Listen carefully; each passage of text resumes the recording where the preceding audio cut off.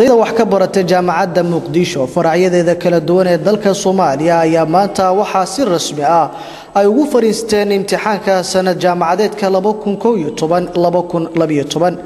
jaamacadda Muqdisho faraceeda Puntland gaar ahaan Boosaaso oo ay ardaydu u fariisteen imtixaanka ayaa waxa wajiyadooda laga dheehanayay haw diyaar garowga imtixaanka iyo waliba sidii ay uga shaqeeyeen maamulaha jaamacadda Muqdisho ee Puntland faraceeda Boosaaso Aadan Axmed Xuseen Aadan Xero oo warbaahinta kula hadlay gudaha jaamacadda ayaa waxa uu uga warbixiyay munaasabada ku aadan u fariisashada imtixaanka sanad jaamacadeedka waxaan salaamayaa munaasabada maanta oo ah 26 bisha May 2012 oo ay jaamacadda Muqdisho u fariisanayso imtixaankii finalka ahaa ee sanad jaamacadeedka 2012 meel kasta oo xarumaha jaamacadda Muqdisho ay ku yaalaan xarunteeda ra'iisiga ee Muqdisho maqarkan hadda aynu joogno ee Boosaaso iyo dhammaan xarumaha jaamacadda ay ka bilaabanayaan oo kumanaanka jaamacadda dhigtay ardayda Soomaaliyeed ee maanta imtixaan u fadhiisanayaan waxaa munaasabada tan maanta ummadda Soomaaliyeed ugu hambalyeynaya in tartankii iyo qiimeyntii jaamacadaha adduunka loo sameeyay shanta qaaradood adduunka laga qaato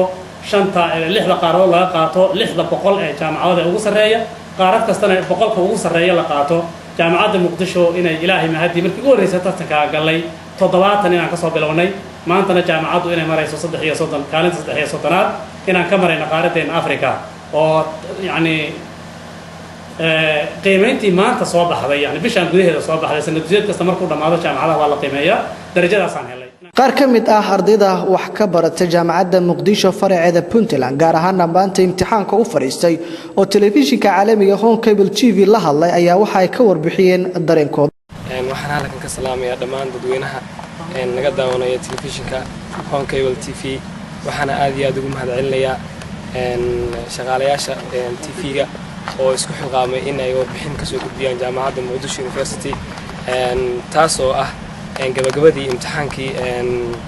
sanadka waxaa dhigtay jaamacadda Muqdisho sanadka saddexaad ayaan ahay maanta waxa u fadhiisanay imtixaankii finalka oo u mahadcelinayaa telefishinka nagala soo qaybgalay Xuseen Xasan Xuseen Xuska telefishinka caalamiga Home Cable TV Boosaaso.